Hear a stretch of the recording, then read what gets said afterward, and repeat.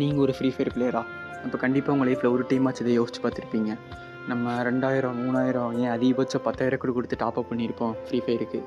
And இந்த gun skin வேணும், அந்த கன் ஸ்கின் வேணும், அவன்கிட்ட கலெக்ஷன் இருக்குது, இவன்கிட்ட கலெக்ஷன் இருக்குது, என் ஃப்ரெண்டு அது வச்சுருக்கான், இது வச்சுருக்கான்னு எக்கச்சக்க டாப்அப் பண்ணிட்டு எக்கச்சக்க ரிடம் கோச். ஆனால் இப்போ அதோட வேல்யூலாம் எவ்வளோன்னு கேட்டிங்கன்னா, அதிகபட்சம் நீங்கள் ஆல் எலைட் பாஸ், ஆல் போயா பாஸ், எமோட்ஸு அதிகபட்சம் நீங்கள் வச்சுருந்தா கூட 5000.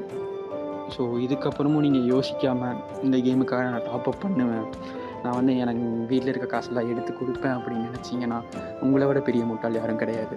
இதுக்கப்புறமாச்சும் கேமுக்கு செலவு பண்ணுற ஒரு மணியையும் கொஞ்சம் யோசித்து இது உங்களுக்கு ஓகேவான்னு சொல்லிட்டு ஸ்பெண்ட் பண்ணுங்கள். அண்ட் யூடியூபர்ஸ் அவங்கள எடுத்துக்கிட்டிங்கன்னா நிறைய பேர் காணாமல் போயிட்டாங்க. ஸோ ஏன் அப்படின்னா அவங்களுக்கு தெரிஞ்சிருக்கு இந்த கேம் நமக்கு நிரந்தரம் கிடையாது அப்படின்னு. ஸோ அதே மாதிரி தான் நீங்களும் கொஞ்சம் யோசிச்சு முடிவெடுங்க. தேங்க்யூ. Signing off. பாய்.